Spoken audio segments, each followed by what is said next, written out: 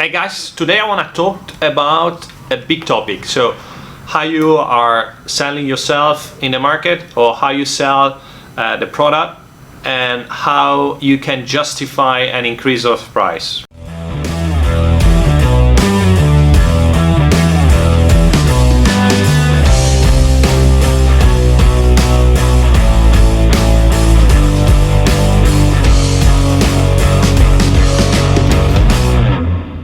When you talk about pricing, when you talk about selling something, you normally I hear everyone that is talking about the same thing. I have a better quality of the product, or I have a better service.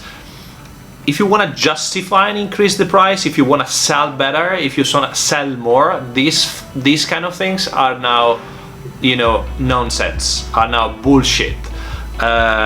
We are in a very competitive landscape. There are always more company and more people that are doing a better service and having a better quality of the product.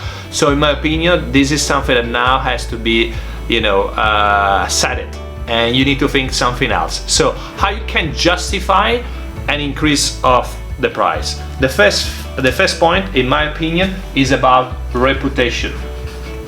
So reputation, and it's one of the big areas together with the stories, right? So the story of your company, the story of your business is extremely important, as well as the reputation that you have in the market, or as a person or as a company. The second point is the trust. So how you can trust a person, how you can trust a product, or you can trust a company, is another key indicator of how you can justify an increase of a price. The third point is about experience. So again, experience is extremely important, right? So I'm, for instance, in the video digital marketing and business sector since now 15 years. So probably one of my key area is the experience that I can bring on that. And the fourth point, in my opinion, is about the scarcity, right?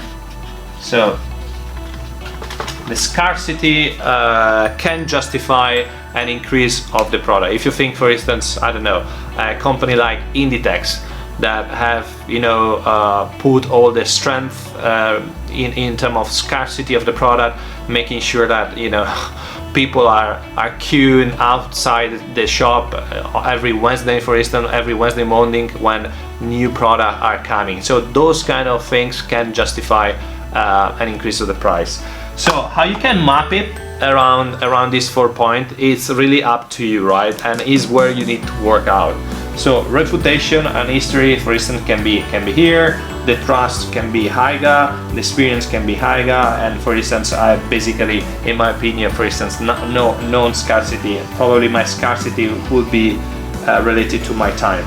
So if I join all the points, I clearly can see very quickly and map very easily where my weakness is and probably where my strengths are, right? So hope you enjoy. Please, next time that you talk about your product, or you talk about your company, or as a salesperson, do not say or do not mention that your product is better than another one, or your services are better than another one, but try to find out where the strengths are and work around that. If you like this video, if you want to know more about these things, do like the video and do subscribe to my channel.